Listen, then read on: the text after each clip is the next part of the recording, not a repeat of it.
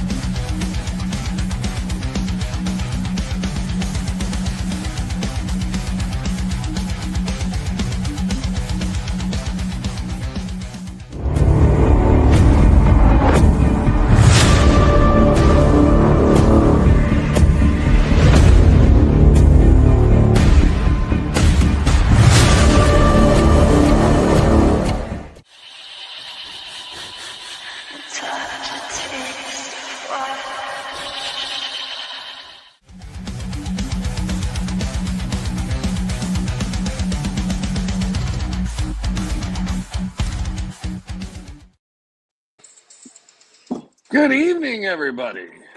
Salutations. Good evening, friends. Austin is in the dark because he is currently on the road From Tennessee. Nashville. Tennessee. Nashville, Tennessee. Nashville, Tennessee. Nashville. Tennessee whiskey. Very cool. What you doing up in Nashville?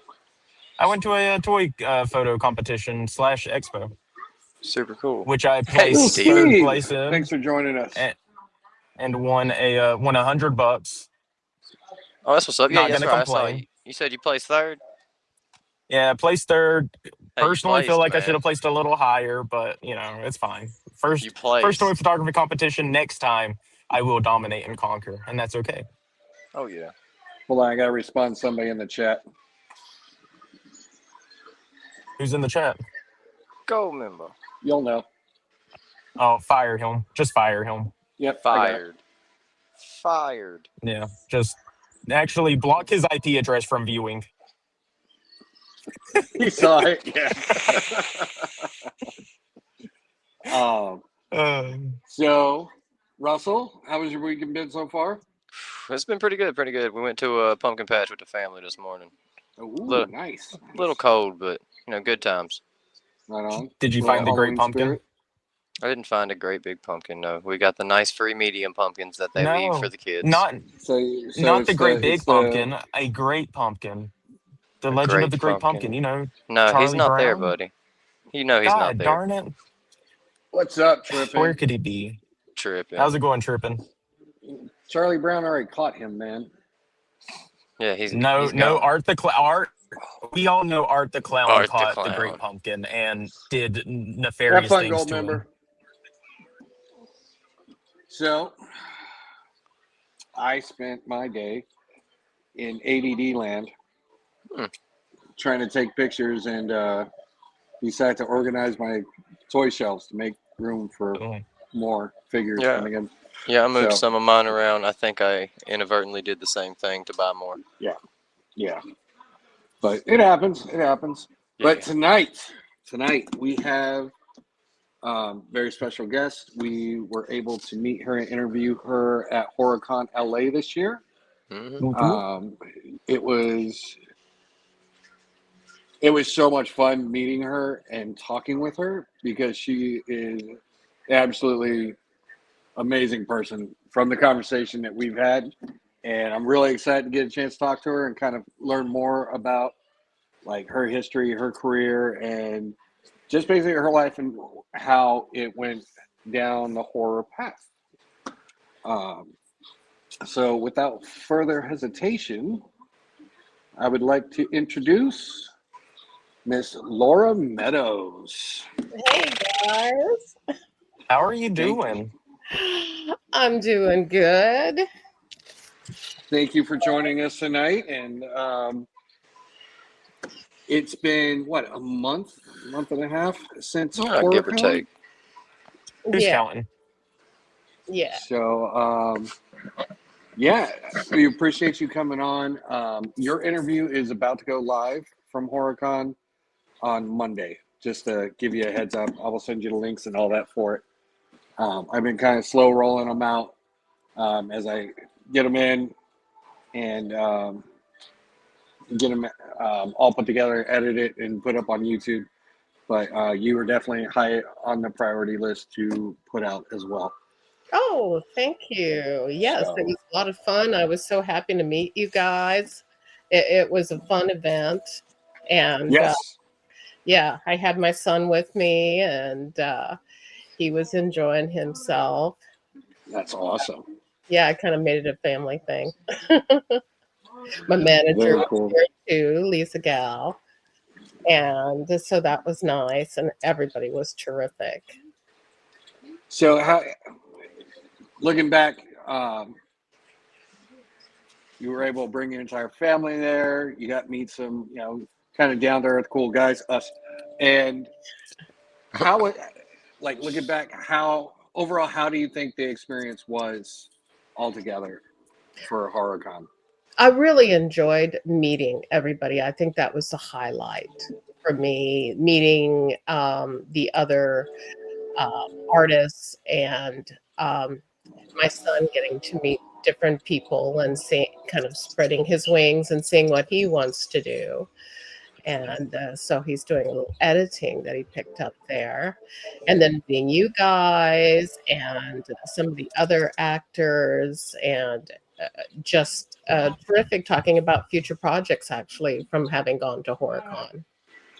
Yeah, I was about to ask, so for fans, it's a chance for us to go there, meet some of our favorite actors, actresses, producers, whomever in the horror realm. We also got to meet musicians and artists and vendors of all sorts. That's like the highlight for people, like for normal people that go to the conventions. But for the people that are there being showcased, is that like a really good place to kind of network and reach out and say, hey, what do you guys got going on? I'm interested in this. I've got this. I mean, is that like a major point for the actors and actresses and everybody else to kind of come together? Yes, I would say so. People came together. I got to meet other people, and I had auditioned for a movie. Just so happened that production company was there. They came over. They said, "We love you for the role. We like you for the role." Offered me a role while I was there, and then they said, "We got another one. You want to do that one too?" I'm like, "Yeah, sure." So you're not waiting for the phone call. You got it live. Well, and then I got Here a you phone go. call later from a producer. He's like, "Oh, your friend. I saw you were friends with so and so, and you guys want to work together?" I'm like, "Yeah." So like 3 or 4 different leads on movies from going there, and I thought that was terrific. Plus the public. It's really, a mother came by, and she had one baby in the stroller, and she had her daughter with her, and she wanted one of the posters, and then she saw the price, and I said, "No, don't worry about it. I'll lower the price for you." And the little girl said, "Oh, this is so wonderful. That's the first poster I'll have in my room." I'm like, Oh, that's "Oh my awesome. That God." is awesome. Yeah. And plus, with the posters, I come from background as an artist, so I've designed them all. And Oh, so that's cool. both my artwork and me. So it's a double thing. That's crazy. So let's kind of dive into that. Was your dream always to be on the screen, or like where did your artistic side want to take you at first? Well, I wanted to be a painter and draw, and I have done a great deal in that arena. I started drawing when I was about 2, and Oh I listened. wow, okay. My dad was a musician, and so he played music, and I would draw to what I heard, and I would do like 100 drawings every weekend on typing paper. Wow. And yeah, my parents would just get me a big thing of typing paper, and I just draw. Just go. My little girls love doing that. I give them the typing paper all the time. Oh, really? Yeah, just Okay, let them yeah, go crazy with the crayons and the colored pencils. yeah. And the pencils are fairly cheap, so I just had Thankfully. like like a writing pencils and the typing paper. And so, and I love the way it made me feel. And I said to myself when I was about 4, this is what I want to do for the rest of my life. I made that decision. Some people, they don't know what they want to do, but I always did know. Wow, And that's awesome. yeah, I never struggled with not knowing. But the thing was getting the opportunities. Yeah, Yeah. definitely. Yeah. So I was actually a senior graphic designer for AT&T for a Okay. bit. I worked in corporate America, and we had to pass batteries of tests, also including a drawing test. And so, and Wow. I think I took the test with, started out with about 500 people.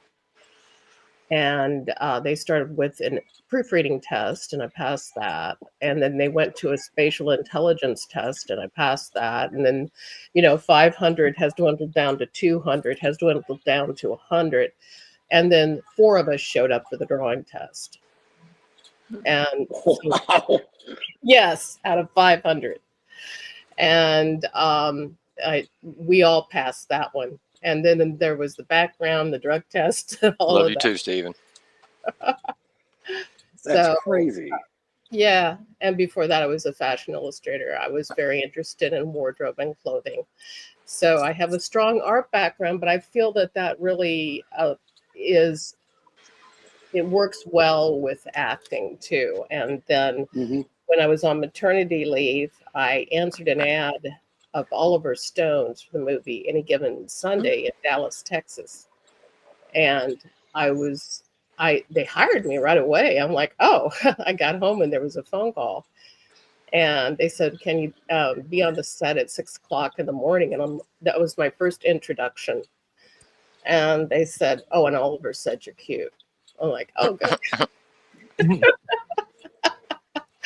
That's awesome. Thanks for throwing that in. I was like, thanks, I think. I was laying, since you work 22 hours a day, I wasn't really quite prepared for that. Well, I guess 24 because you couldn't really go home. Right. And I was just laying down on the football field and I was looking up at the ceiling and I said, oh my God, I love this. I want to do this. This is what I want to do now. So that's where the bug hit you? Yeah. It was then. Now my best friend in high school, she did get a degree in theater. And so it was kind of her thing. So I did my thing. I tried to stay in my lane, but eventually I crossed over. So sorry. Sorry. I love her though. And she's gone into writing more now. Okay. Yeah. So, but my career has always been art, 100%. From one form or another. One form or another. And actually the visual I use a lot when acting because I try to figure out what, in my mind's eye, what does an angle look like where the camera is. And then, of course, fashion and wardrobe. I have a feel for that. I had built a room for my clothing. Oh, wow. Okay. That's how much clothes I have. So sometimes. But I mean, so I don't mean to interrupt you, but. Oh, no, that's fine. You did, you said fashion drawing, right? So was it ever a thought for you to start your own fashion clothing line? Yes, I did think of that. But once again, it's hard to promote. Yeah. So I decided instead to go into acting. But I did design a lot of textiles for Dillard's department stores. Oh, cool. And that's really cool. My designs have been worn internationally. At Cannes Film Festival, I saw one of my designs. Somebody wore my pants to Ringo Starr's birthday party. Christy Swanson from Buffy the Vampire Slayer has worn a bunch of my designs. So that's got to be crazy. You're having those big names wearing something you made. Yeah, I've got some of them posted on my Instagram if anybody wants to see them. But we're definitely going to take a look at that later.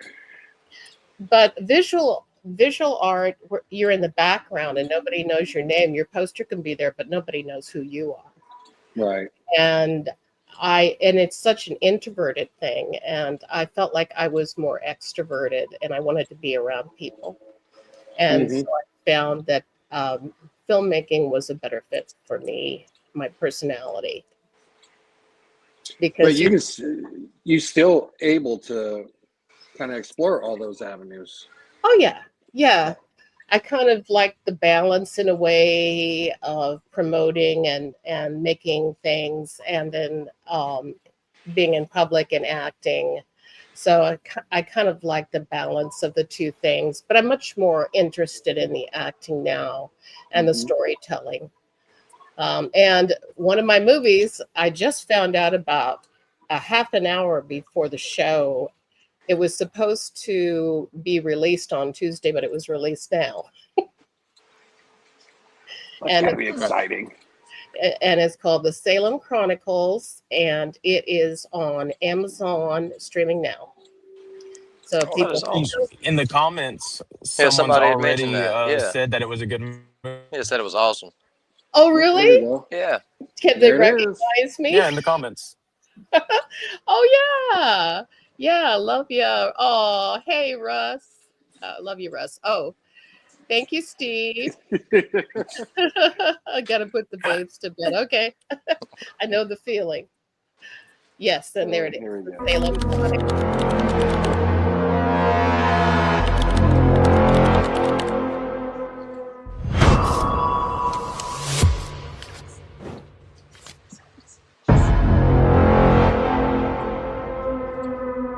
Oh, okay.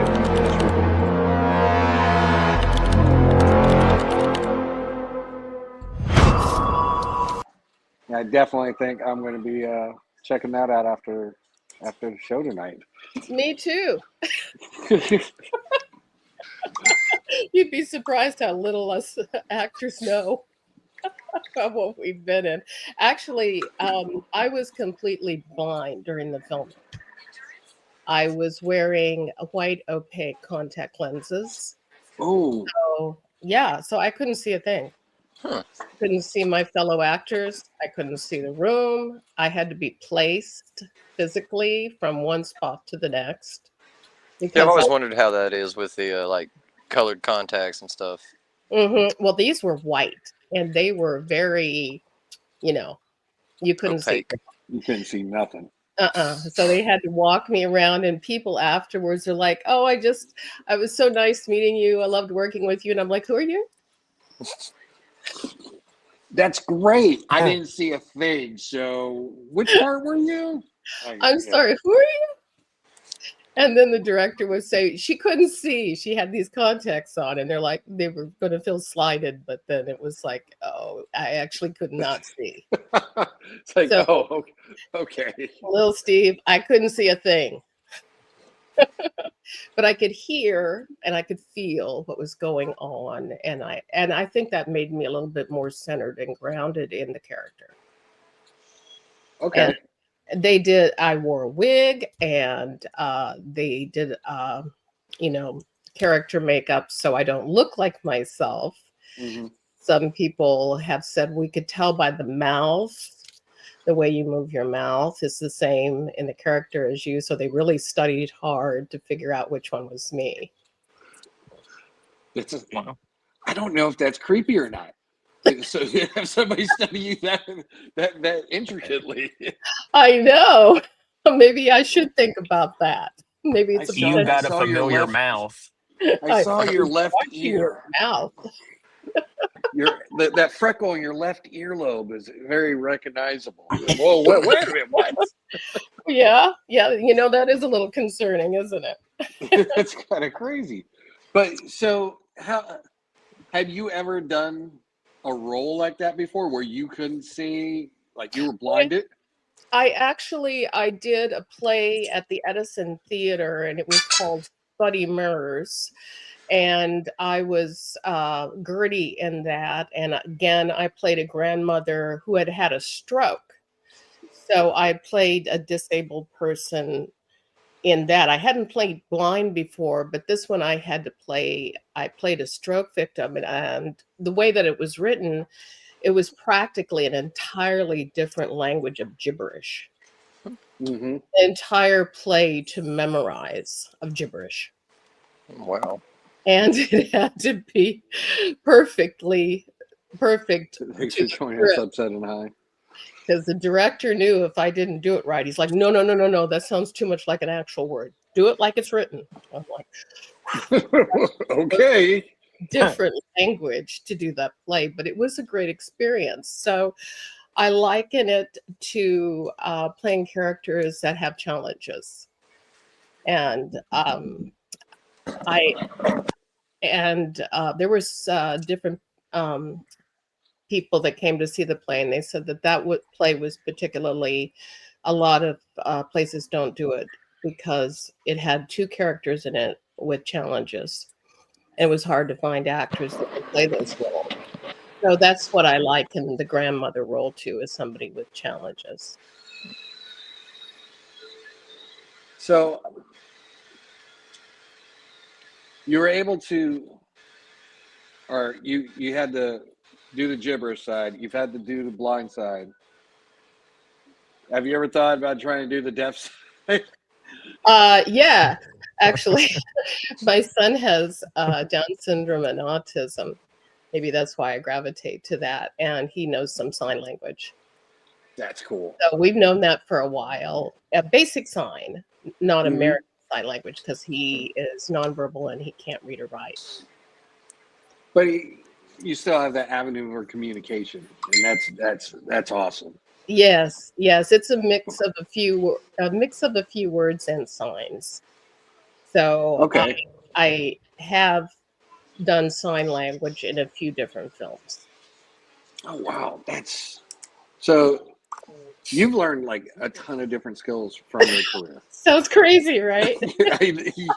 I mean, I know actors take on roles, and like if it's a specialized role like combat training or things like that, they, most of the time they'll go through a combat training of some sort to kind of fit in that role a little bit better, have a better understanding of it. But you like taken that to the whole next level and learn languages and learn skills that most people wouldn't think would be to be handy to know. Like from your experience with the Salem Chronicles and being portraying a blind woman. Mm-hmm. I mean, did that kind of open you up to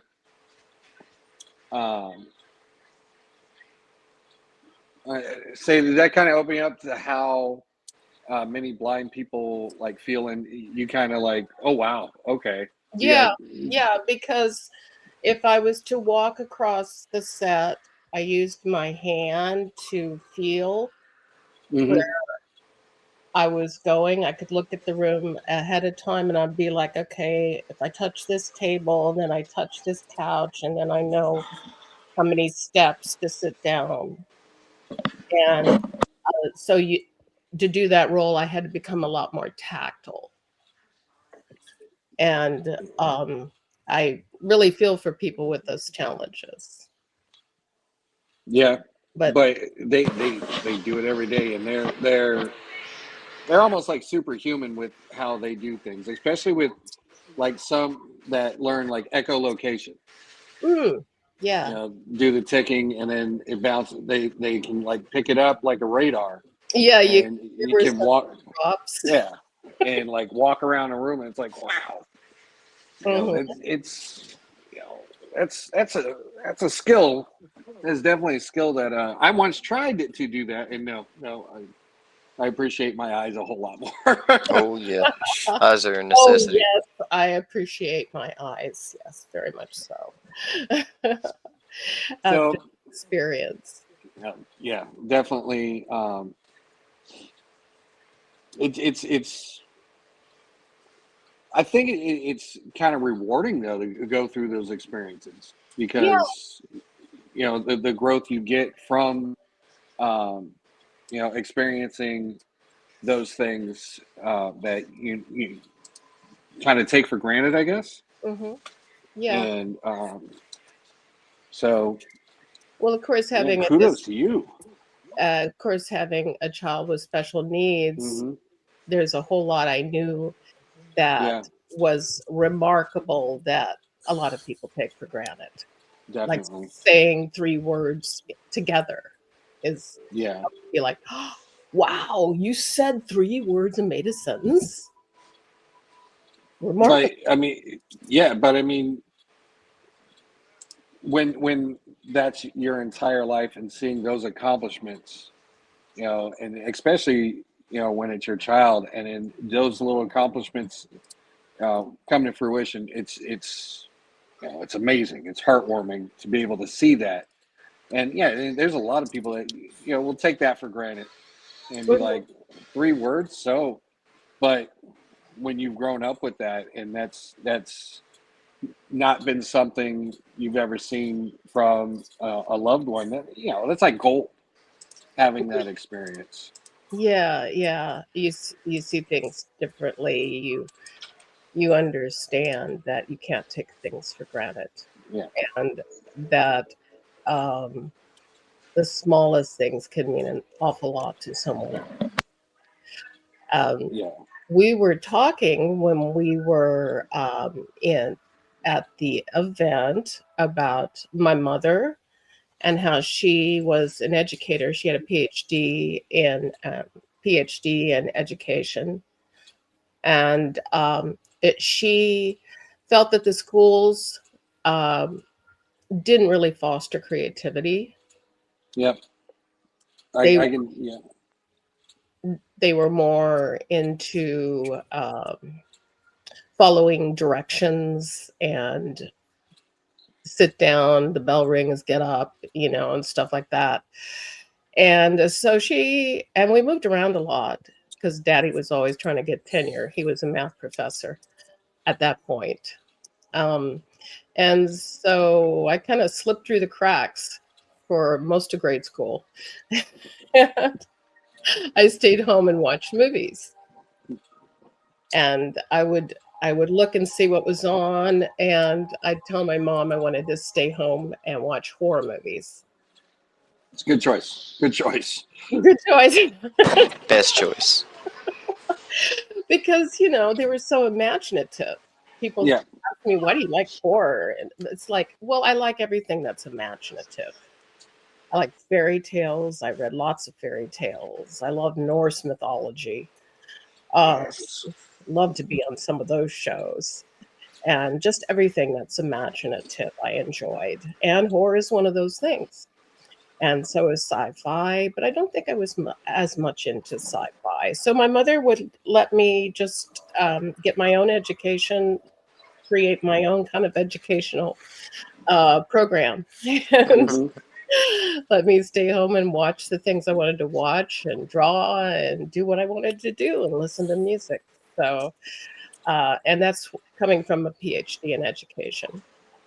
So she kind of fostered that creativity in you, and let it grow and let it expand naturally. A proper education.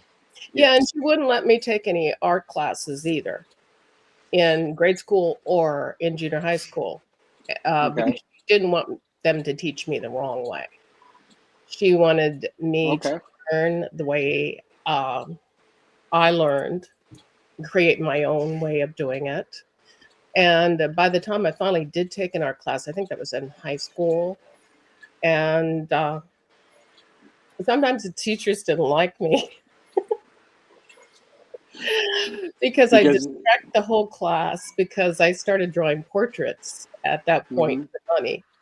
And I'd sit in class, and I think the first day in one of my art classes, I was drawing somebody's profile, and they loved it, and the other kids wanted one. And so I took over the entire class, and they were in line waiting for me to draw them.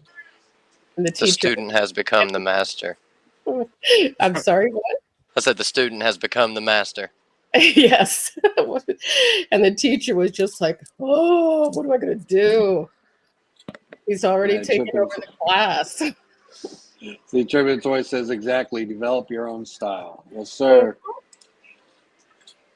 And so that's often, that's my artistic background, is develop my own style. Yes, you're right about that.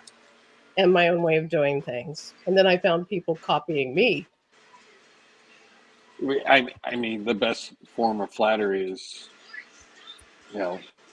them, copying your style, right? Yeah, yeah. One of my art professors, I had a particular way that I used Prismacolor pencils, and I showed it to him, and he started teaching it to the other students. So, like, what? But again, that's gotta, feel kind of special, seeing that your technique is now being taught to, students across the board. Now, did the teacher give you any credit for that? No. Of course not. Of course not. No. In fact, some of the pictures that I sold, I remember one was a junior high school principal, and I drew pictures for him. And see, I've always been working, and he would erase my name and put his name. No. And I had an art director do that to me at AT&T too. That's dirty. That's not flattery. That's pissing me off. Yeah. Yeah. That's not. Nope. That's dangerous territory. And then they wrote him a thank you letter at how wonderful he was, and he framed it and put it in his office, and I saw it.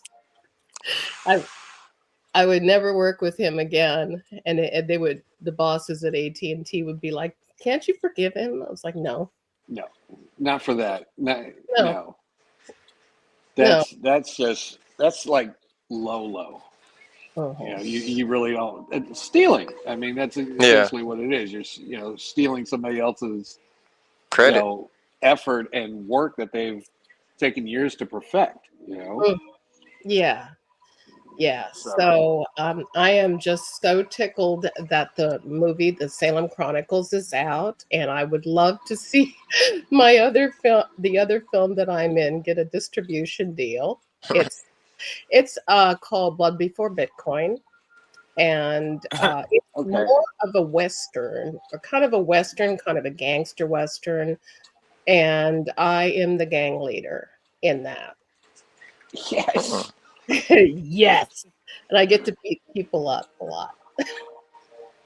You probably wouldn't. So did you go through fight training for that? I have, yeah. I took an awesome class with TJ Storm. Oh, wow. Okay. Yeah. That does. Well, I took that over at SAG. It was after I'd done different fight scenes and things like that. Right. But he takes it to another level. He's amazing. I would love to get over there and take some classes with him. So, looking at your IMDb, you have like 8 upcoming films. Yeah. Yes. Holy cow! And you said you got 3 more ready to start. What? And you said you got 3 more ready to start. Oh yeah. Well, actually, I think there's 4. There's Hell's Gate that's listed there, and we're going to start that next Lady year. in the Urn. Lady in the Urn, we've shot that. Okay. And then there was Waxman. Raven, are you supposed to be sharing your screen right now? No. That's another one from the marvelous Thomas Churchill, the writer and director of the Salem Chronicles and Devil Rue, which I'm into, and the Wax Man. He's one of my very favorite people to work with. So and then there's another one there that from Sterling Productions. Let's see. That's been sitting there. Gateway. No. Path to Xandor. Let's see. Year of Laughing Dangerously. Yeah, that's the one. The Occultist. And there's Occultist 1, 2, 3, and 4. And I believe that's the Occultist 3. And they said they're getting close. Okay.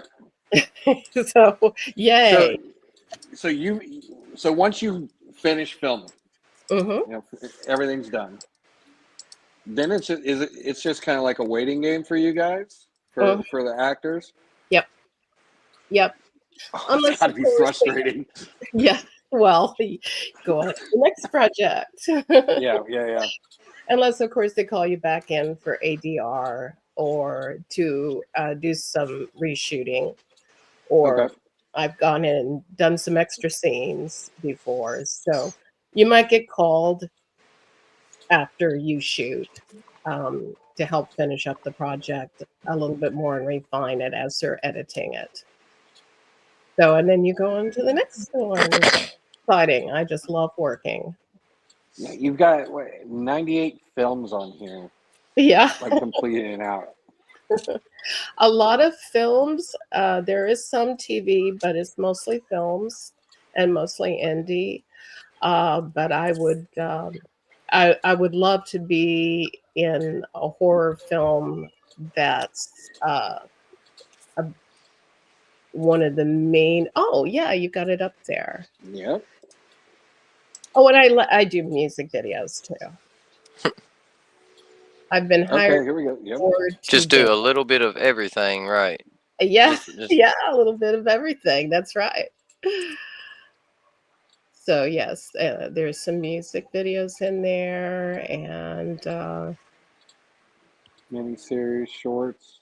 And shorts. Sometimes they like to do an idea, or it's before they do the feature film, and they've done part of an idea. You have quite a career. Well, thank you. I appreciate that. Of course, I just love to be working. So 1,000 Ways to Die. I still watch that. That was so funny. I had to smoke for the other actresses. It was mowing violations, and the stunt woman didn't know how to smoke a cigarette. She couldn't light it either. So in between takes, I had to light and keep everybody's cigarette going. So I would have like in my mouth, and I'd be like, and then I'd give it to them to shoot, and then I'd have to take it back and keep the cigarettes going because nobody knew how to smoke or how to light the cigarette. Definitely not Southerners.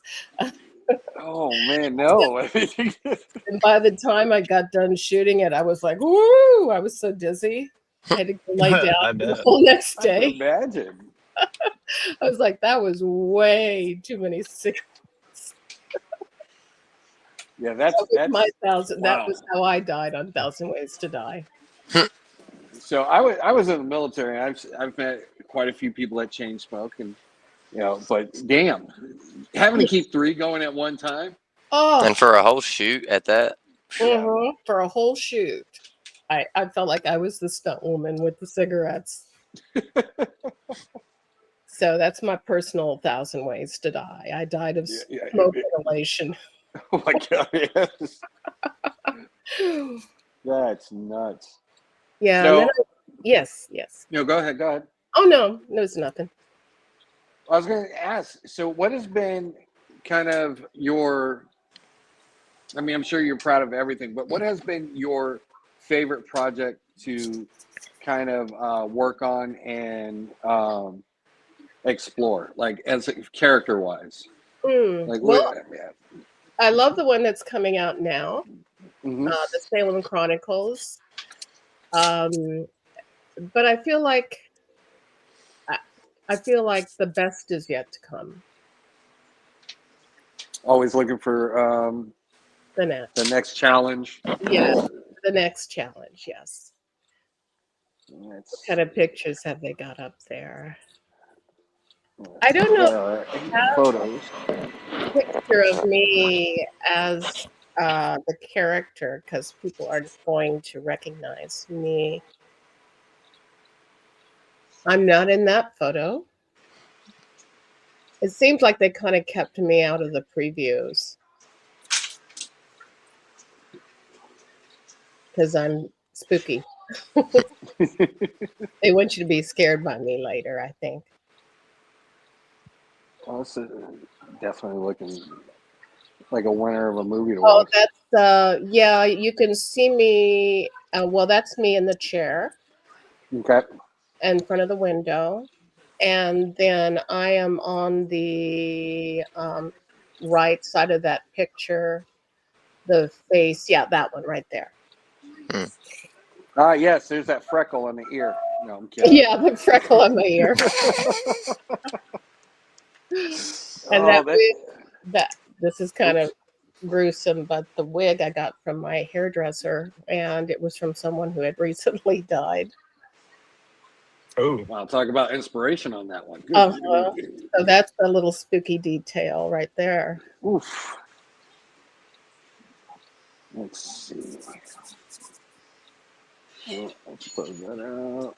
Oh, and there's some words that I say in there too, and it's from a song that I remember I was supposed to memorize in grade school, and it was another language. Oh, And wow. I memorized it, and I've known it since grade school. The director said, "Do you have a spell or something you can do it?" I'm like, okay, I've got this song from grade school, and this and that's in the first I trailer. got It you. actually starts the first trailer out with that. Really? All right, well, Yeah. Let's go check out that trailer then. Yeah, we're gonna have to find that. Let's see. Why I've is the seen trailer two not up? trailers, and it's from the first one, and it starts out, I say, "You sheata mayan besai son." And that's from a song I learned in grade school, Drawing Water from Foundation's Well. I don't know what language it's in. Probably one of the listeners would know. Let's see. Salem. Come on. Goals. Let's pull. Okay. So Right. in acting, I just pull from every source and have to be ready at a moment's notice when to improv or do something. All right, just have a wide repertoire to pull from. Yeah. All right. So here is the trailer. Yeah, that's the one. And that's What kind of chew toys you giving your dog? You share them. What? That's you singing.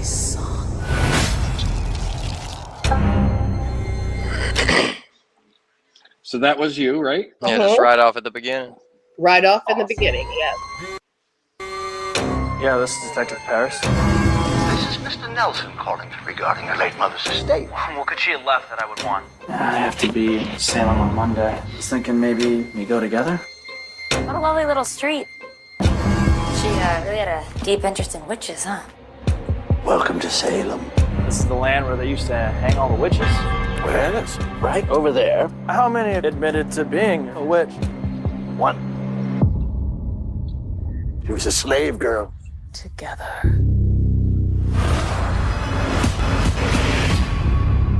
Your mother was just left in the hands of the afflicted. What is the afflicted? They were possessed by the power of the witch.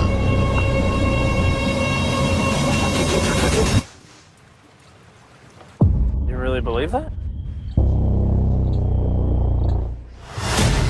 This place is so special. More than you know. You need to get out of that house right now. Please. Beware the Puritan. Something's not right. Family is forever.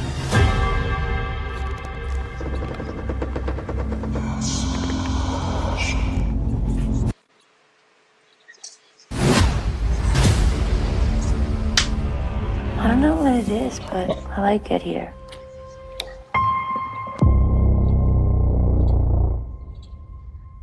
That's awesome. Definitely a must watch. Yeah, Are you that's definitely scared on the yet? list for tonight. That is definitely on the list for tonight. Yeah, I'm going to watch it too. We're gonna have to do Watch like party. a watch party. There we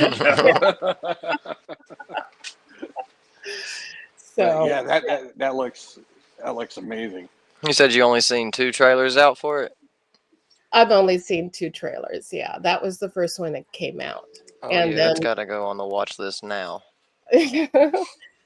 and that song, that what I'm saying is just as a song I learned in grade school. So that kind of came in handy. That's a super fun fact to know.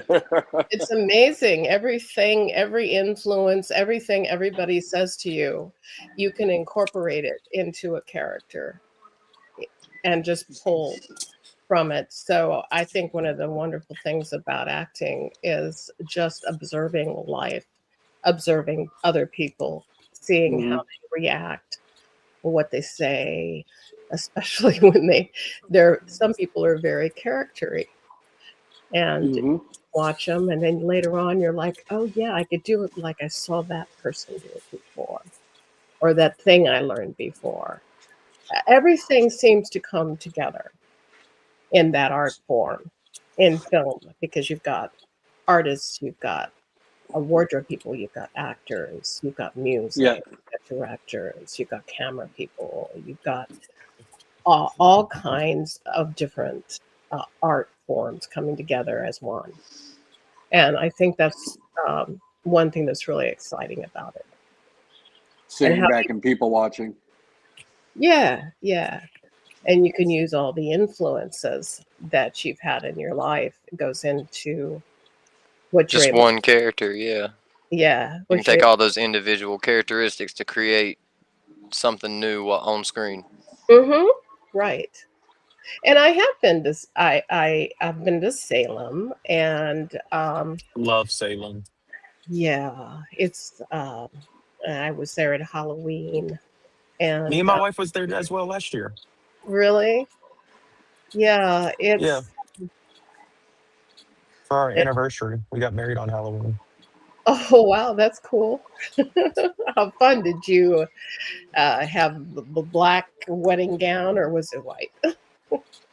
She did white, but our wedding was essentially a big Halloween party.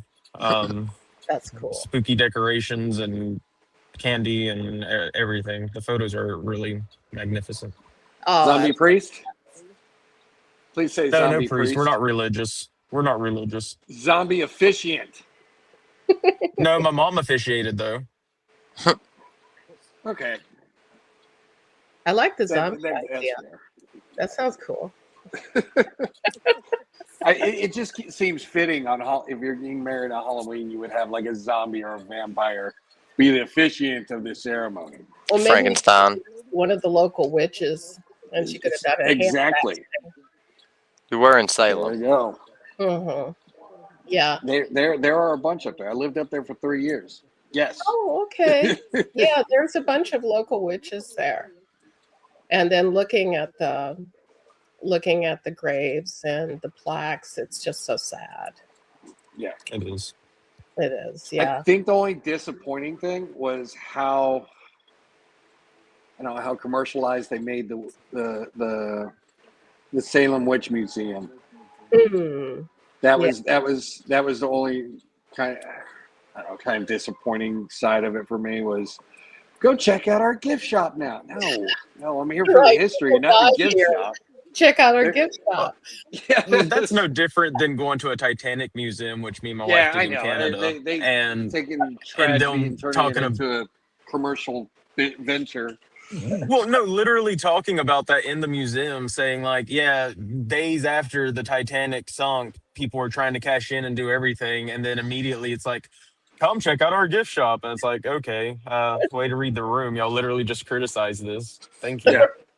Right. Like, getting down to business, there's a gift shop.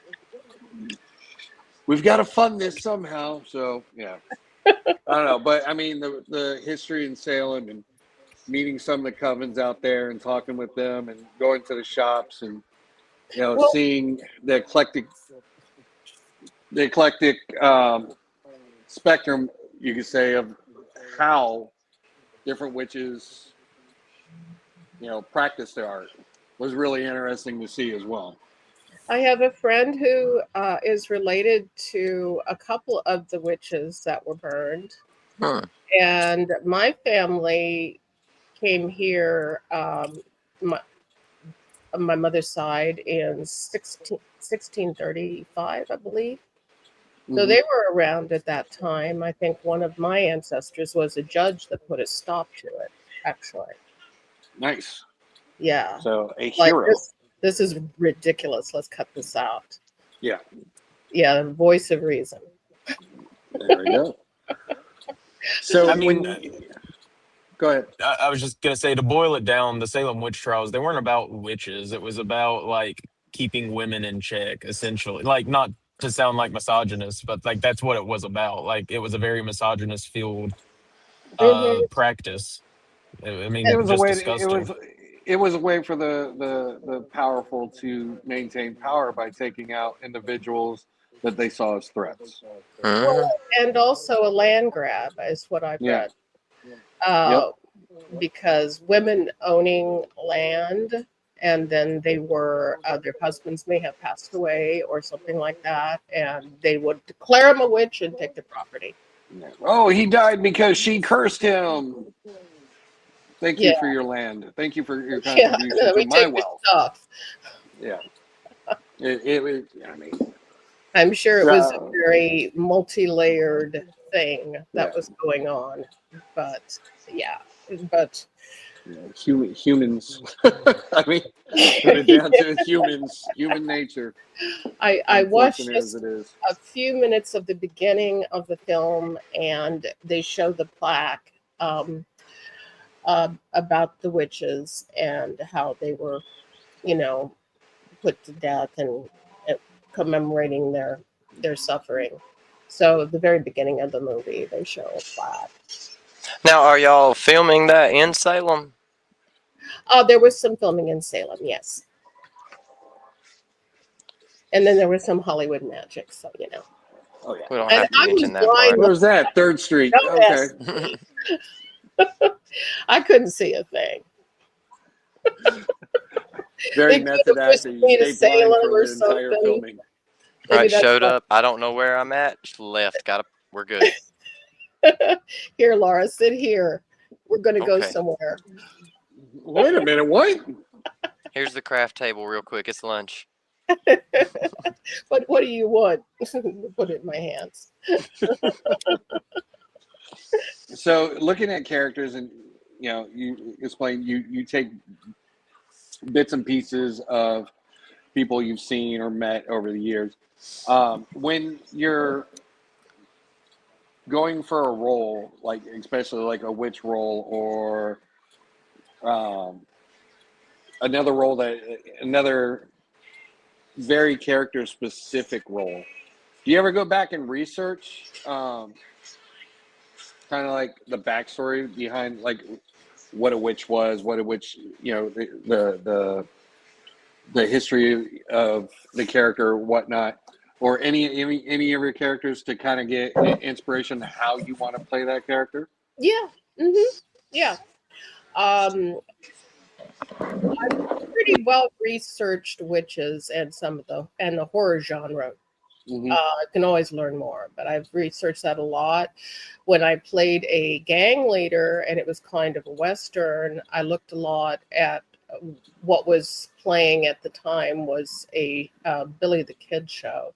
It was a series, and that actor inspired me, and the Old West. And I like to make a song list. I like to get in the mood of the character with music, just like I always did when I was a kid.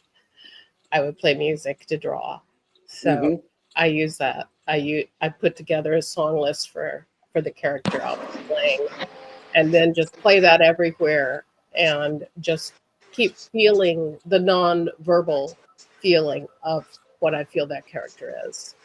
Just picking up the energy, kind of. Yeah, right. Picking up the energy, and then I let it come through me that way. And then, of course, reading the script over and over again. Right. Writing it down and really looking at what it is they're trying to say and what they want to say, and reading between the lines and the dynamic between the characters. and the unspoken. So yeah, I love it. That's trying to I'm very good at staying in a world of imagination. Yeah, and I think that's the benefit. You have a basis for a character, but you take all your other inspiration to create your own version of it. Yeah. Mm-hmm. Yeah, and I never do two the same. The thread that runs through them is myself, and I always put some of myself in it too, because nobody plays you better than you. Definitely, because I mean, with big Hollywood at least, there's a lot of actors that it's the whole typecast thing, that their characters, no matter what movie they're doing, they're the same character across the board. Yeah, and it's Dwayne "The nice Rock" to Johnson. I wasn't going to mention names, but yeah. Well, there's definitely Amateur? definitely differences between a witch and a gangster, but it's still got me in it.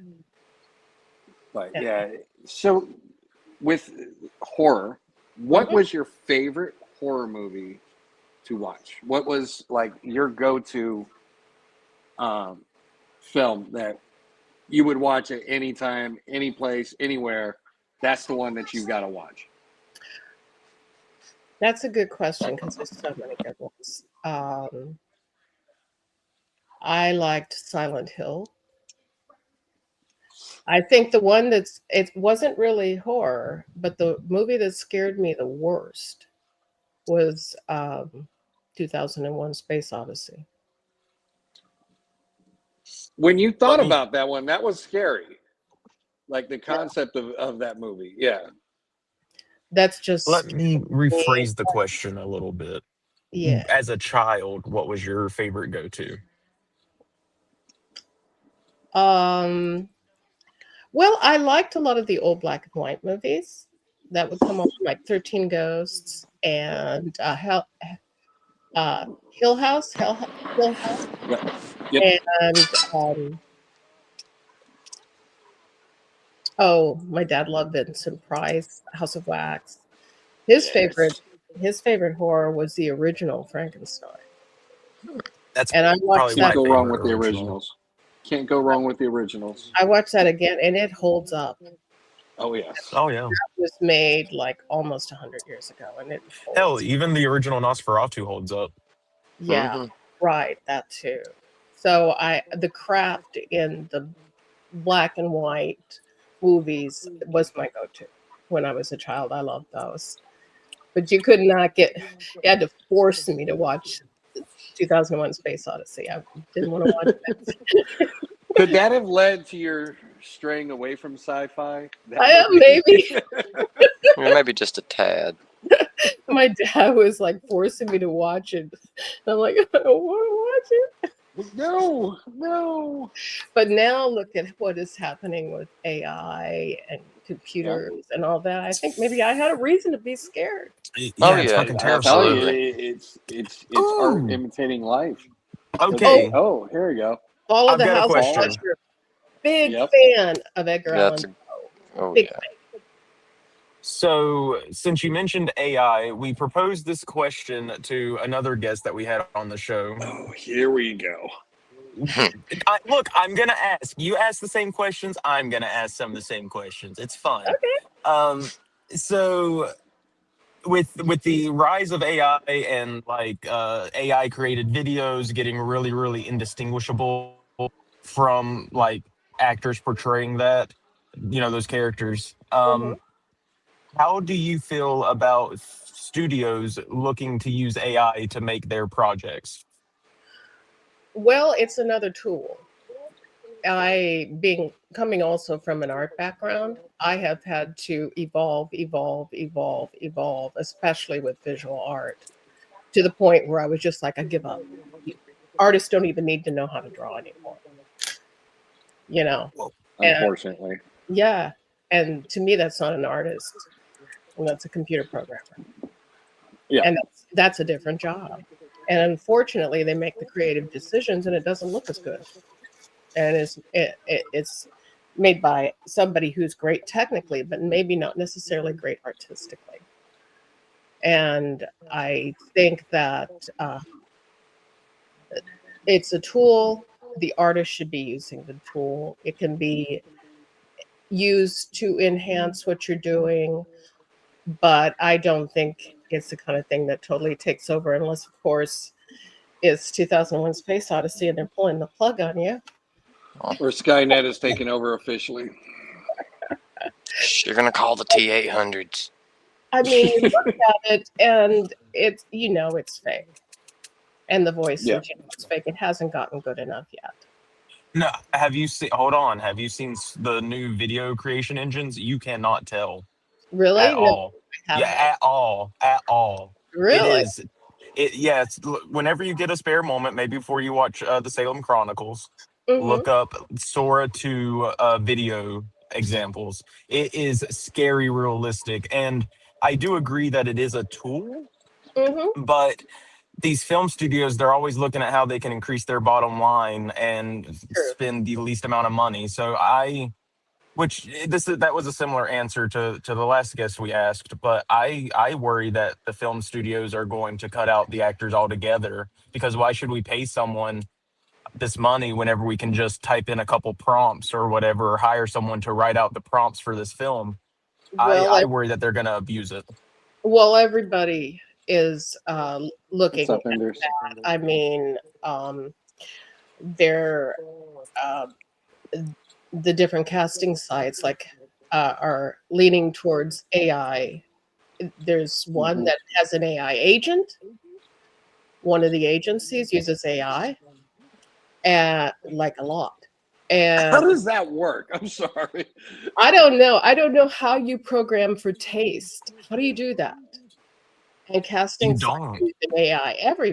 Everybody's job is up for grabs with AI. I mean, it's just, besides like maybe manual labor, yeah, it's just, I don't know. It worries me a lot, and I know that the actors have unions and stuff, but if these studios steamroll you, I feel like it's going to get to the point back where it was in like the the silent film era, or like the early like 30s 40s films, where if you were an actor, or you were signed with a studio and that's the only studio you could work with. I feel like it might go back towards a model like that, which would not be good. Yeah, something like they'll have to sign for your likenesses, and that's all they're going to pay you for. Oh yeah, there's been some of that. It's disgusting, in my opinion. It's just disgusting. Well, I've been trying to chase with the technology for years, and it is just what it is. And in some respects, it makes things easier and streamlines the process more, and in some respects, it's intrusive.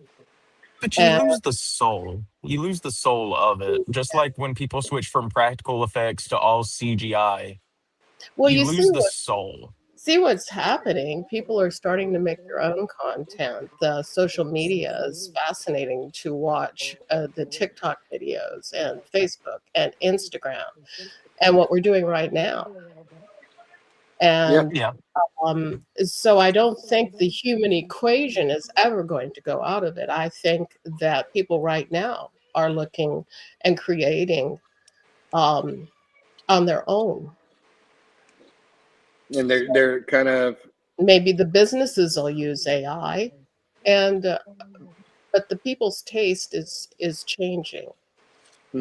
Everything is there's been such rapid change within the last 100 years as far as technology goes. It's staggering how much, and it seems to just keep speeding up. I mean, even just in the last 20 years, it's been huge boom. I mean, every generation has got, there was no computers, and there were computers when they were in grade school. And now they're in your pocket. Now they're in your pocket. I worked for AT&T, and I was there when they came in and told the advertising department, hey, we've got something, and we're going to sell it exclusively. We've got the iPhone. And I think that moment changed the world. And the fact that the internet was on it. And so I was there when that happened. That's insane. Let's Yeah. see, Amsher makes a good point. Look at the content changes. Shorts and TikTok are so easy to digest over long form and streaming content. Yeah. Well, And that's kind yeah, of disappointing too, because short form will well, I'm not going to say this, but short form should not replace long form movies. no. People's attention spans are getting shorter and shorter and shorter to where they're going to come out with just Tick because it's going to be shorter than TikTok, and it'll be like 2.5 second videos. Yeah, it's just gonna be a flash. Yeah, like, wow, that was such a great video. Yeah, and what Yeah, are we teaching people? You know, the newer generations, are they going to have that? But Be I able to sit think through an entire 3-hour film or 2-hour film, you know, without turning on short form instead. I do think that entertainment, I mean, it's already really decentralized. Growing up in the late 90s, early 2000s, everyone watched pretty much the same shows, or like the culture was really similar. You know, people sat down, saw the same like sitcom at night, or whatever, and that's what they would talk about at work, or what have you. But now people have so many different tastes that, you know, with AI and with like the changing of demographics and all of this, I do believe that if studios do like, hey, we're just not That's gonna fair, pay amateur. actors, we're just gonna take their likeness, then those actors will start making more decentralized stuff, and indie films will just grow in popularity more so Oh, than I what they already have. yeah. And so I'm not saying it's like the end of acting, because that's not going to happen. But to me, it's just really disgusting at what these studios would do just to save a buck. Mm-hmm. Like, Yeah. it's an I art was form. a It's different not supposed artist. to be like a, you know, I know, Computer generated. but people are watching the content, and you're never going to. People are interested in people, yeah. and Yeah, and yeah, that is that's true. just people. And the most interesting thing that people love faces, love the human face. They like to see faces, and that, and if it's fake, they're going to feel that they're not going to identify, because part of it is identifying with the character and feeling the character and losing yourself in the story. Yeah. How are you going to do that with the wall where you can't identify with it because it's not real? Yeah. And they can program as many things as they want, but it's never going to take the place of spontaneity of a human being. Oh, we lost lights. Uh-oh. You never know what us humans are going to do. Yeah. Well, I mean, going back to like human interest in, you know, identification or identifying with people they see on the screen. Look at the rise of reality TV shows. Mm-hmm. Mm-hmm. You know, and that's boomed out to the. I mean, you can't look through any streaming service without seeing 20 versions of a different, you know, reality TV show. Yeah. And there's actors making shows on the different platforms like TikTok. I mean, series. Mm-hmm. And I went to a meeting at SAG, and they were talking about that, and how to handle that and bring it into the union fold. So um, people will create. That's just the way it Yeah. is, and They're people always going to find a way. yeah, and people want to see people, and businesses will be business. Yeah. And they'll try to improve their bottom line, and Yeah. that's just the nature of the beast. But And, I've been afraid of the computer thing since I was a little kid with mm-hmm. 2001 Space Odyssey. It spooked me. Yeah, I mean, and again, like you mentioned before, it's we're getting closer and closer to those sci-fi films where, you know, we let AI run everything. I mean, look at Wall-E. You know, crazy Pixar film, but I mean, look at the humans in there. Everything was automated for them. Mm-hmm. Everything, and it seems we are getting closer and closer to that reality, as opposed to a reality where we all enhance and grow together with each other. We're letting robots do the growth, and we're just kind of sitting by the wayside saying, "Oh, that's great. That's awesome. That's great." And it's I don't know. It is kind of scary to think that we're letting technology and you know innovation start dictating how we act and control. Oops, we lost everybody. It's just me and you now. Oh wait, here we go. Here's lights. Sorry about that. My wife told me she needed me to call because my favorite kitty cat apparently swallowed a really long string and she was worried. And yeah. Oh. Well, that's going to be interesting poop because I've had that happen Well, before, and it's going to be uncomfortable. Oh. Well, hold on. Well, too. In fact, one of my cats is in the movie The Salem Chronicles when they show the picture. Oh. And that's me in the picture that she's looking at, and I'm holding a cat. That's my cat. Oh, my cat's name is Salem. And Poe and Spook and Pumpkin. Yeah. He's a black cat. But so Dawn, not to derail the interview, but is that like a need to take him to the vet type of thing, or is it like just let him pass it type of thing? It depends on how long he digested it. If it was just normal string, it'll probably pass through his system unless it gets knotted up. But you'll be able to tell if it gets knotted up because they'll start puking and can't hold anything down and be in severe discomfort. And that's when I take him to the vet. So don't take him tomorrow. Just wait until like Monday or something and see. Give it a night and see how it's acting in the morning, and probably make a determination then. Like I said, if they start puking a lot and not eating or drinking, that's probably a good sign to take them to the vet. Okay. Thank you. Sorry about that, though. No, I think that's a perfect to talk about the cat Salem being sick. Yeah. For the Salem Chronicles. And next weekend is Halloween, too. This is about to be the Salem Chronicles, legit. Like, yeah, right? Yeah. The cat is welcome to Devils and Ravens AF, where we talk about everything in horror and cat care. And veterinarian topics. But no, I found my kitty cats. I rescued them. They were all part of a litter.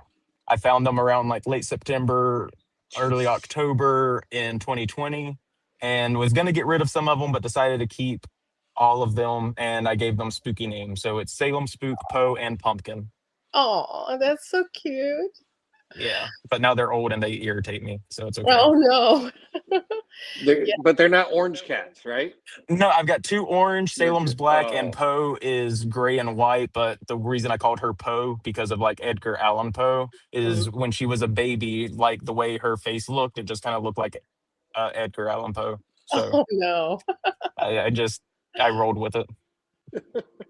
That's another guy I was very interested in, and I read a lot too when I was a kid. So Edgar Allan Poe, I went to Baltimore to see his museum and his grave, and then I tried to find out where his house was, and I went with this other couple, and the police finally stopped us and told us to stop walking around in that neighborhood because it was dangerous.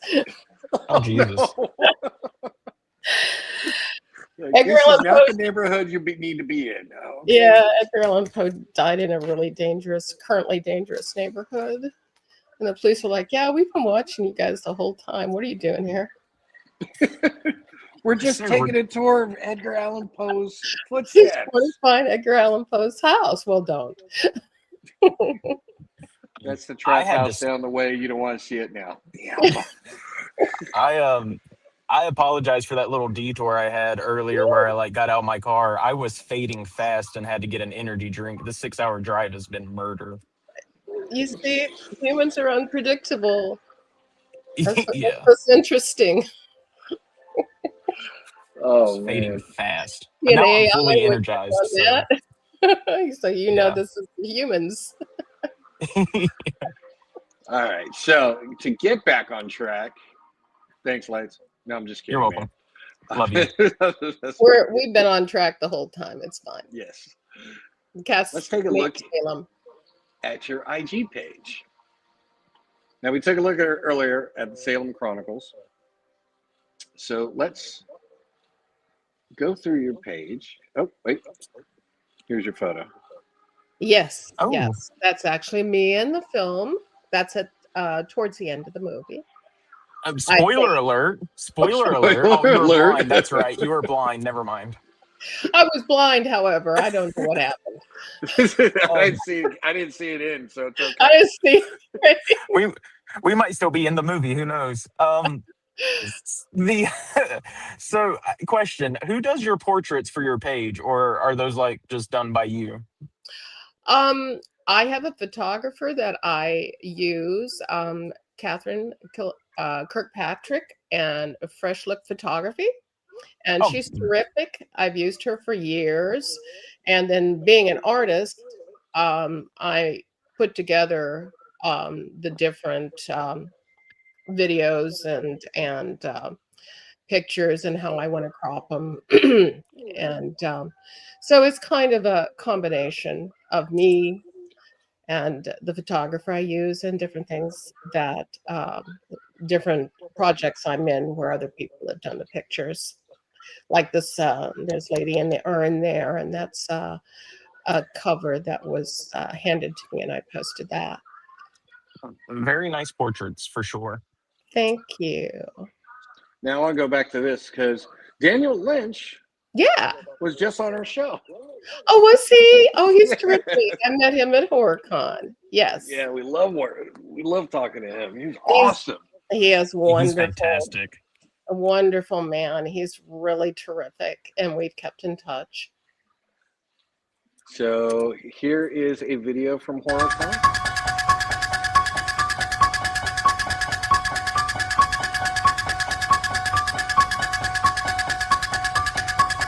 And that's my friend Sherry.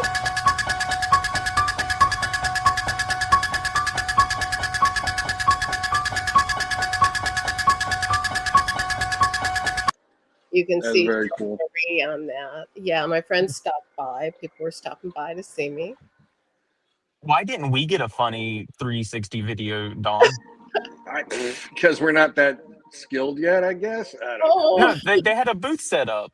Yeah, they had a booth set up. Yeah, it was cool. Because we were like stomped with interviews both like second day. Yeah, it was You're hard right. to get back there and see you guys. It was hard for us too. Yeah. Yeah. I think I was like one of the last interviews, but it was cool that you guys came over and said, hey, we saw that you were going to be here and we wanted to talk to you. Yeah, I definitely wasn't going to miss an interview with you. So thank you.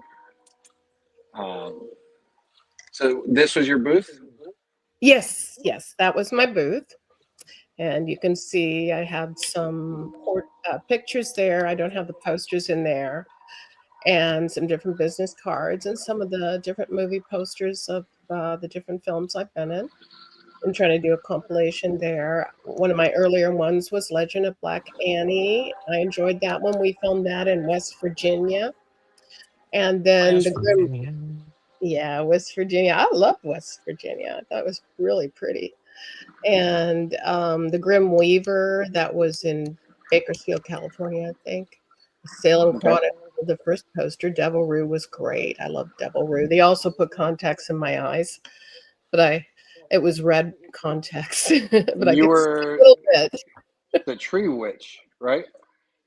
Yes. Okay. And they put a black wig on me in that one. So and I've got a question. Yes. So I don't mean to keep interrupting. I'm sorry. Oh, no, you're fine. But so the white contacts made you blind. Mm-hmm. Whenever they put in colored contacts, do you see, like, does it tint your vision at all, or? It tints the vision, yes. Ooh, yes. Okay. So you were seeing red, literally. Yes, I was seeing red, and my vision was obscured, but I could see like enough to walk around, and I could kind of see where the other character was. I'm doing the hands like I did in the movie. But I love that. I love the way that scene that I was in turned out. I thought it was great, and how they distorted my voice was wonderful. I love to play those characters, the spooky characters. So the large poster in the back, you sent me this. Mm-hmm. Yes. And that's the banner I put together of different pictures of me and listing some of the different movies. So all your movie, or some of your movies, some of your music videos. Yeah, I was in Uno, and I was Miss Maze, and that was like so popular here in California. My son told me that they played it on the school bus all the time. Nice.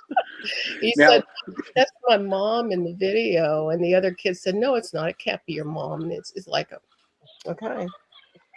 now the curious one next is drinking beers naked. What is that? I love the way you said it, naked, just like you say in the South. It's actually, that movie is on YouTube, and I'm not sure if he took it down or not, but it What's was the on. plot? What, Yeah, drinking beers naked? I mean, come on. No, it's about a dysfunctional family, and I would say, yeah. yes. Just And I'm a widowed woman, and I've got a daughter who's a prostitute, and there's some neighbor that kind of just started living with us, and I'm not sure where he came from, and then there was kids running around. It was the couch guy. You never know when they show up. Yeah, the couch guy showed up, and then he was seeing my daughter, and it's just kind of the drama, how that evolves, how their lives change, and Right. and they find themselves through the movie. I'm gonna check that one out too if it's still up. So you've done horror, you've done drama, done comedies. I did some comedy, some more shorts. I was a hillbilly. Oops, sorry. Oh, that's with TJ Storm as his class that he was having over at SAG. I forgot that there was music in that one. I didn't mean to interrupt you. I'm sorry. Well, he was Godzilla, so that's why I play Godzilla. Yes. He is incredible. Of course, I'm sure everybody knows that.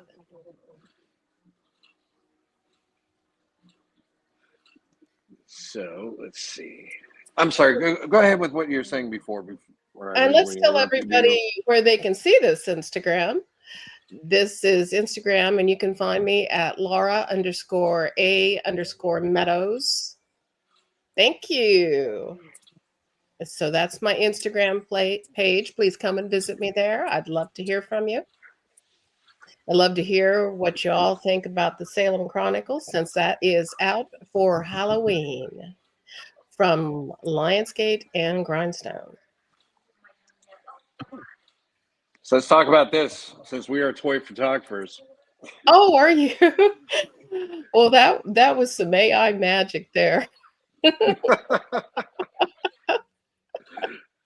That's I awesome. don't really have a doll and I'm a queen, but I just thought it would be cool. Well, you definitely need an action figure of you now. This is awesome. I wish they were real, but that was an AI. But yeah, maybe that's something to think about in the future. I saw one of my actor friends did a post on, I'm going to have an action figure doll of myself, and I'm like, oh, that's a good idea. And, I mean, there's enough companies out there that do make action figures. Mm-hmm. Yeah, maybe we could talk about that later and think about definitely some companies to make me into a doll. I've got some good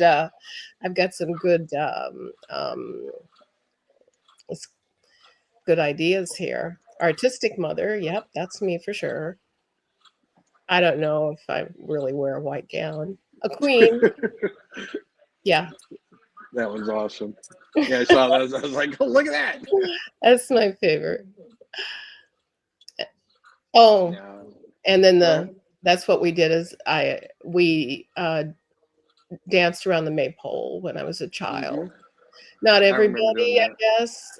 Not every place in the country did that, but we did that. I don't know if you guys. I remember doing that as a kid. Yeah, we did that more in the Midwest and the Mid South and the Deep South. It seems California, they don't know what I'm talking about. They're like, what is that? Is that some pagan thing? Like, well, Well, if it is, we celebrated it. I don't know what yes. to tell you. Guess we were in the Bible Belt and / pagan somehow. Yeah. That's awesome. I haven't seen that in a long time. Yeah, right. Oh, there's my dad. Now, I went to see Ramstein, and I hadn't seen Till Liederman in person before, and I was looking at the screen. Oh, these are different people that have passed away in the last year. Okay. As I'm looking at different people, I was looking at him on the screen. I'm like, he looks like Herman Munster. And then I thought, I only know one person who looks like Herman Munster, and that's my dad. And then I put the two pictures together, and I'm like, oh my God, he looks like my dad. My dad is Ramstein. That's incredible. But am I imagining things? Don't they look alike? They do. From the distance I'm sitting and like from what I can see, yes. And my dad didn't wear his glasses in that picture, but he has the same glasses and still has too. You know what? Your dad also kind of looks like Marilyn Manson from about 5 years ago. Yeah. My dad and that's a compliment. Oh, thank you.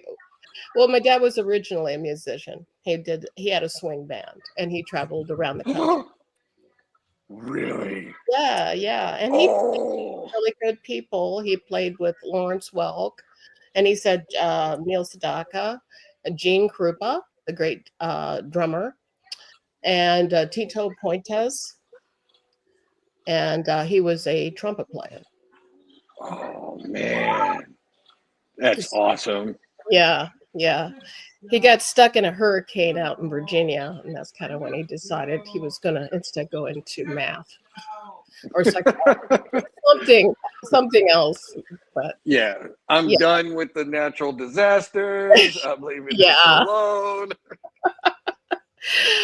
I don't know. I think he might have been happier had he stayed a musician, but because we travel every bit as much, we're on the road every bit as much when he was a professor. So, and there's some of the different people that's I did a film, The Butcher, and we're still yet to do this film, Pinocchio Unmasked, and I worked, and that's another one for that. And there was another film where I was in Tennessee, Cowboy and Indian. That's where everybody has these blue shirts on over here. Oh, sorry. This one? Yeah. And that was my last year. I was in Tennessee and Georgia and North Carolina working on this project. And that's... Now, is this one out, or is this one still This one is not out. This one is still being edited, and it's about... it's kind of more of a feel-good movie and about tolerance of different cultures and different opinions and that sort of thing. And my character is neutral, which is good. I'm down the middle. Thank you. Yeah. And so I've got a bunch of pictures. And that's Churchill right there. Churchill right there in the middle. And that's the film that came out today. Okay. Churchill Productions with the fabulous Thomas Churchill and Alec, and I listed the Salem Chronicles here. So that is the writer and director. Oh, that's awesome. Yeah. Great guy. Love working with him. And that's Leo Shelley. That was the director for Cowboy and Indian. This one? No, that was my other one. Star, and that is Brad Knapp, and he is absolutely wonderful. And that's Leo Shelley, and he was the director and writer of Cowboy and Indian, and that has not come out yet. Okay. That was a lot of my last year, as you can see. It looks like you guys are having fun with the movie, though. Oh yeah. Oh yeah. I loved it. Because and it was funny. I've lived here in California, but I'm originally from Missouri, and my family's like Tennessee, Kentucky, Virginia. Okay. And so essentially it was like going back home for me. And it was Yeah. weird because it's like I recognize everything. I love bluegrass. I recognize the music. I recognize all the expressions, but for some reason, this feels like another life. Yeah. Well, I mean, California will do that to you. Yeah. It was like another country. It was like, I'm like, I recognize it all, but I'm not from it anymore. Yeah. And that was a strange feeling. Practicing for a role? Yes. Well, it's like the expression, you can never go home again. Yeah. Definitely. You can pretend like you're home if somebody wants to play that. No, see, I was born and raised for the first quarter of my life in California, Mm-hmm. and then joined the military and traveled damn near everywhere, and finally settled down in Georgia. Mm-hmm. And yeah, when I go back to California, it's like, wow. I mean, the changes that have gone on in the past 30 damn years. I mean, Mm-hmm. yeah. Yeah. It's definitely kind of like having a culture shock again. Well, I lived here in California when I was a kid too. So when I first Mhm. came back here, I was like, this isn't the same California. No. And then I got used to it. And then I went back to the Midwest and the Mid-South. And I'm like, I remember being here, but I'm not this either. Yeah. You kind of get stuck in almost a limbo between places. And Yeah. you got to rewrite. Well, I mean, kind of like being an actor, I guess. You write your own story. Maybe it's what they say about parallel universes. Oh, yeah. There for you. The doppelgangers you were talking about earlier. See? All those doppelgangers in Scotland. Oh, that's my son right there. He's got a cute little hat on. Oh, that's awesome. He's adorable. A couple of years ago, his picture was shown in Times Square for the National Down Syndrome Society, Oh, along with some of the other children, and for National Down Syndrome Day. How do you feel about that when you saw it? I was proud. I was proud he was picked. He's modeled some. That's awesome. So, I mean, it's like a family bloodline thing then. I guess so, yeah. He's got blonde hair, but he's got a red beard. I watched that thing come in and I'm like, is that red? I was like, wait a minute. What is that? What? I go, yeah, I guess he's got a red beard. Oh, yeah. There's just all kinds of things. That was a short that I did. The gypsy role? Uh-huh. I like the gypsy role too. I was a gypsy in The Butcher. And I played a Hungarian gypsy. I kind of swiped the accent my boss has had the fashion when I was a fashion designer. So we got a question. Is she a fan or been watching the Eat or Not? Yes, I had been watching that, and I am a fan. I thought it was really good series. Okay. Was this a role or was this a phase? I got contacted from a company, a magazine in England. Oh wow, okay. Yeah, and they wanted me to portray a real person. Her name was Lolo Ferrari. She was a French model. Mhm. And they had some different, and that's what her look was like. And they thought I could do that. I looked like her if they dressed me up like her. And they kind of wanted to do an article on her. She's not with us anymore. But it was, I really enjoyed it. It was wonderful. I like to become different things. Let's see. Yes. I like Silent Hill. As you mentioned.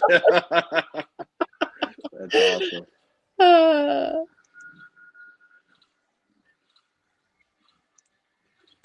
Oh, that's yeah. a cool picture. That's just cool. You like that? That's from Blood Before Bitcoin.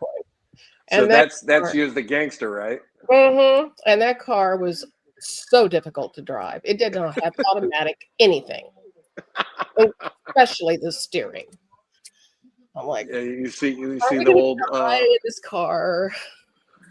you don't see these in cars anymore. The No. window. Yeah, no, you don't. And the guy was so a collector loaned us the car, and he was very, very proud of that car. He stayed on the set the whole time the car was there to make sure everything was cool with the car.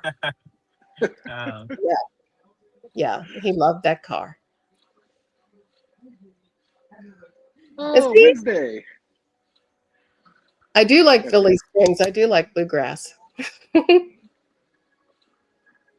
see. Yeah, I had a cousin. She was a fiddler for a bluegrass band. Oh, cool. And we used to go, when I was younger, we used to go to bluegrass festivals all the time. And I got front row seats.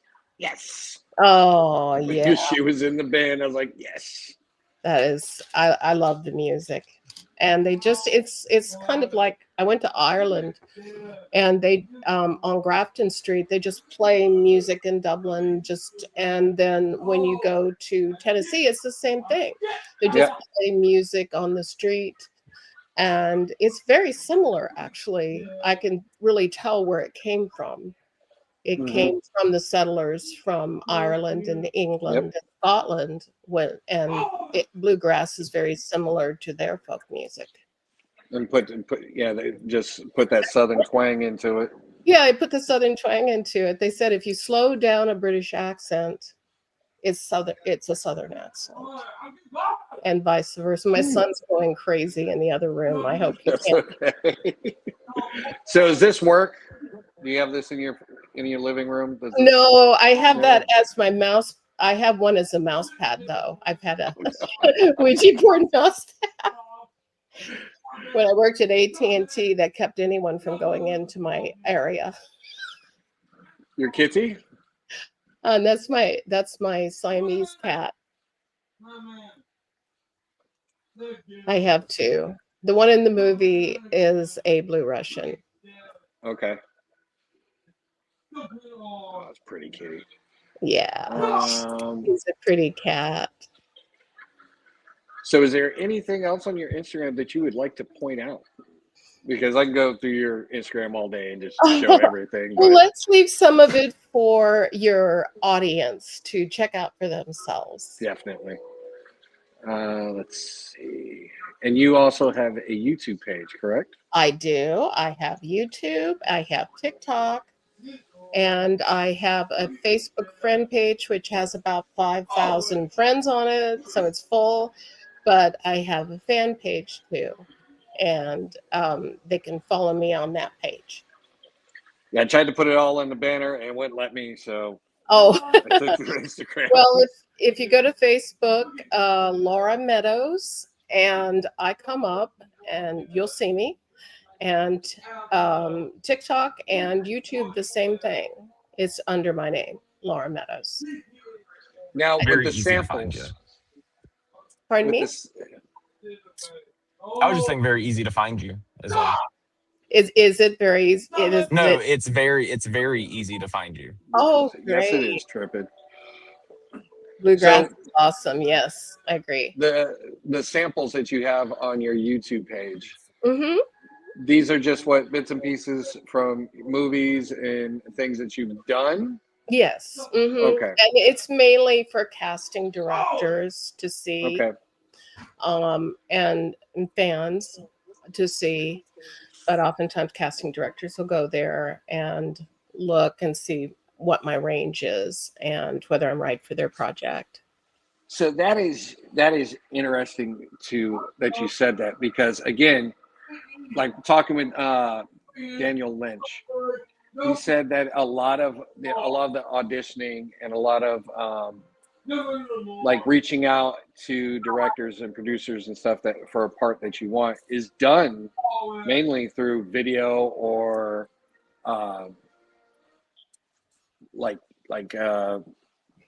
you know, Instagram feeds or YouTube feeds or Facebook feeds, and that's a lot of the work that goes into trying to get a role nowadays.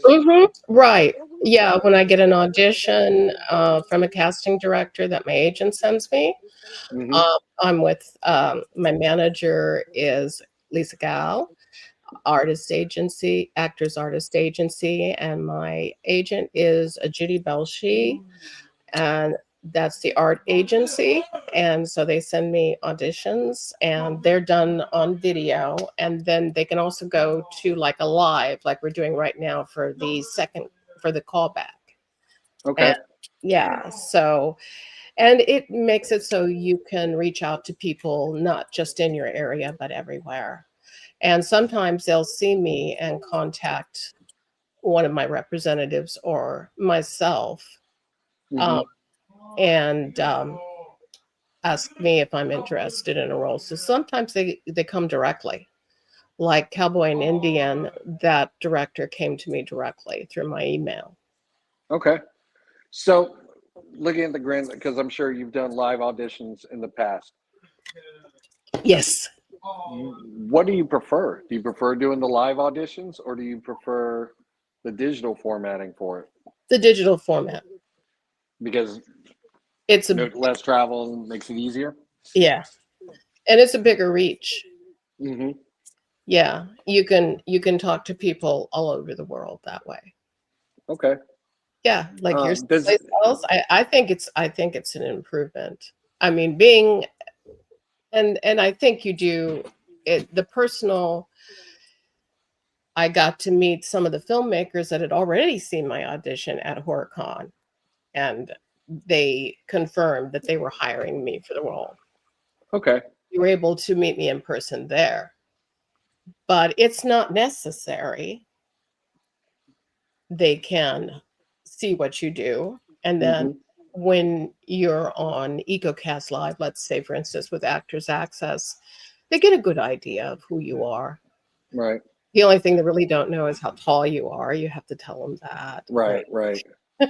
But so does it make it easier not seeing their reaction to your performance or your audition? Or do you kind of miss seeing the reaction when you did the live auditions? You're really not supposed to pay attention to them. Okay. Yeah, I try not to. I just focus on what I'm doing. Because their reaction may be to a number of things. It could be a phone call they had earlier. It could be another appointment. It could be, I just stay centered and focused. And when they give directions, yes, then of course I pay attention. Once Right. Expressed that that they would like to have a note and see an adjustment. Right. Because I'm seeing, like, you know, old auditions from you know, you see them on YouTube, you know, Han Solo auditioning for this, or this actress auditioning for that, and then seeing them do the role in front of everybody. And it's kind of like the old, you know, in my head, becoming an actor, that was like the part that was like scariest for me. Oh, you know, hence why I never went that way. Was, you know, getting up there and seeing people, or seeing somebody behind the table going like, damn, I'm sucking at this one, I gotta go. Well, I think seeing people in person, I think sometimes they're more interested in hiring when they see you in person, and can think of different things that they don't get from a video. They see you in person and what your presence is and that kind of thing. But it didn't bother me. Yeah. It was an easy transition over. Yeah, and and not having to drive in LA traffic is certainly a gift. That is definitely a bonus. It's definitely a bonus. Yes. Yeah, like Austin and Russell had never been to California, and I took them there, and we were driving home from meeting up with a friend, and it was probably close to midnight, and we still hit traffic, and they were like, "Why is there still traffic?" Yeah, LA, man, this is the way it is all the time. Yeah, and then when there's not traffic, they'll close the road and start repairing it. Yeah. So then they'll block all lanes off. It's like, oh, we have this short window at 3 a.m. Let's block everything off. Good luck on those side roads. Have fun. When you're coming home from a shoot, sometimes it's any time of the day or night. Yeah. And then you run into either traffic or road construction. So, yeah. So you can avoid the traffic when you're doing the video auditions and the online auditions. So when we were talking at HorrorCon, this is going back to your artist endeavors.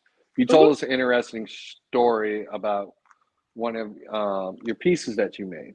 I'm not sure if that was just for us or if you would like to tell that story. No, I probably was telling you about when my sister, I gave her a gift and she sold it to the Commission of Arts in Washington, D.C. And so my painting is in the permanent collection in I don't have it up in front of me. Right. In Washington, D.C., and they move it around from different government buildings. It could end up in the White House even, or in Congress, or any of the different government buildings in Washington, D.C. It is in their collection. So they have it. They have my name on it. They have it forever.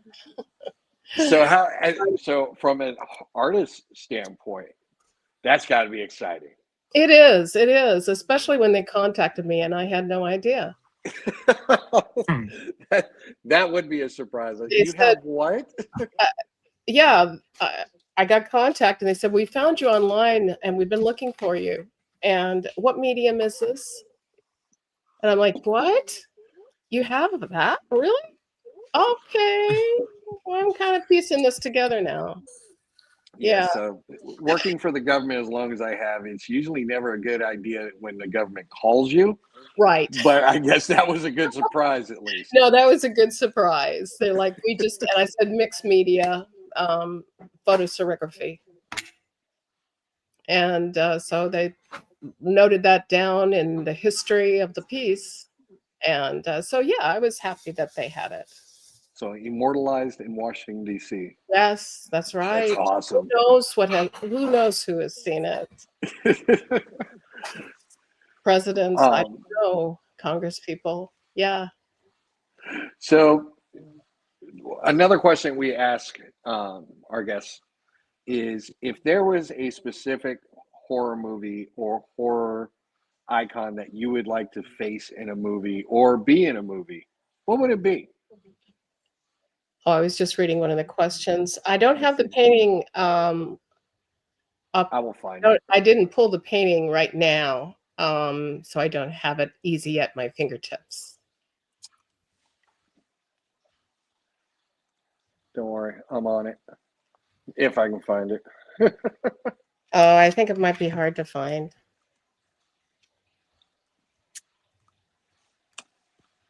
Oh, this drive is killer, actually. I should have just done this in the morning. What was your question again? The question was, what horror movie icon or would you want to face against in a movie, or would you want to portray in a film? That's a good question. I would like to work with, Rob Zombie, of course. I would love that. Oh my God, Laura, we're on the same page here. Well, Rob Zombie is it. Oh my goodness, that's great. I did a horror I did a haunted house for him, and What? premiere haunted house and for House of a Thousand Corpses, and I played Mama What? Firefly. Yeah. No, holy, why? So I've Why didn't already you? got to work for Why him. didn't you start with that? That's I don't amazing. know. And then I was also directed by Darren Lynn Boozman, and that was the Devil's Carnival. And I had to learn my dance steps at 3:00 in the morning. That was fun. And who else? Oh, Jordan Peele. I have not met him or worked for him, but I would love to. Gosh, Laura, that's wow. And as What a far way to wow. I'd like to do a movie with Dan Lynch, who you just Yes. saw. Well, That would definitely I've been given the be a signal movie I'd want to see. here by my kids. Oh, you've got to get going? Yeah. Yeah. Okay. I'm sorry to keep you on for so long. Oh, no. Like I said, I could talk to you forever. My pleasure. But all right. So before we end the show, we usually like to give the guests a chance to kind of promote themselves a little bit, tell everybody where they can find you, tell them what projects you've got coming up, what projects you have out currently. But I think we've kind of covered that throughout the show. But if you'd like to reiterate, this is your time. Okay. Well, tonight, go watch The Salem Chronicles. That is out today. It was supposed to be Tuesday, but we're in luck. It's out for the weekend, right before Halloween. So The Salem Chronicles, and also Devilroo is a good one to watch. It's one of Tony Todd's last movies. And I have a smaller role in that, but I'm a witch again. One of my favorite characters. And lost track of what I was saying. Where else they can find you? Oh, okay. Instagram. That's and you can find me on Facebook and on YouTube. And I have 2 Facebooks and on TikTok. I had started my TikTok more recently. And it's all under my name, Laura Meadows. And my picture will be there, so you'll know it's me. I tend to pop up in the top of the list of Laura Meadows's. You do Laura Meadows actress, and it will be me or a gal from Canada who is originally from England. Oh, wow. Okay. Yeah. well, My Scottish doppelgangers. The woman. Your Laura, lost twin sister. it was fantastic having you on here, and I will definitely be sending you a message to talk more about that Rob Zombie stuff you worked on because Yeah, absolutely. Or we can save that for another show if you would like. Oh, that would be great too. It's just the greatest thing to like go to work and listen to Rob Zombie music all night. Oh, yes. It's just fabulous. It's definitely invigorating. That's what you need to throw on there, lights, to get you home. Damn it, fucking connection. Rob Zombie, yeah. Talk about listening to music and working, yeah. Son of a That's bitch. very inspirational. That was my soundtrack for the haunted house. Can people still hear me? Yes, we can still hear you. I am. Oh, you okay? Oh, damn. Sorry. I lost connection. Tony Todd, yes. Terrific. He was a wonderful man. Thank you for joining us tonight. Really appreciate it. Really loved the conversation we had. And again, anytime you want to come back on here, just let us know. And if it's a good day or date, just, yeah. New movie send me a message. We'll set it up. Yeah. I'm definitely about to go watch that. So everybody in the chat, thanks for joining us tonight. Remember, go check out Laura Meadows. Instagram is scrolling across the bottom. And then go find her Facebook pages and all of her movies. Please go check them out. Go to Amazon. You're going to see it before me. So with that, Lights, you got anything? Same as usual. Follow me on Instagram. Handle's the same as my name on here. Not the what the fuck is a Bucky's, but the top one. And Um, other than that, catch us on Monday for Ravens Across the Sands. It's going to be a great time. Yes, definitely check out the post for that. Before you watch it, though, there is a warning for those out there that like certain toy lines. But on that note, catch us again every Saturday, 9 p.m. East Standard Time on YouTube for Devils and Ravens AF. Every Monday, Ravens Across the Sands. Check out my link tree to check out the TV guide of all the other shows out there that we like to promote and everybody in the community. Through a And again, tunnel. thank you. Literally went through a tunnel. Thank you for. Looks like. Go ahead, Lights. No, I just said thank you for watching. I went through a tunnel, actually. Okay. No, I'm here. All I'm right. here. Everybody Good have night. a good night.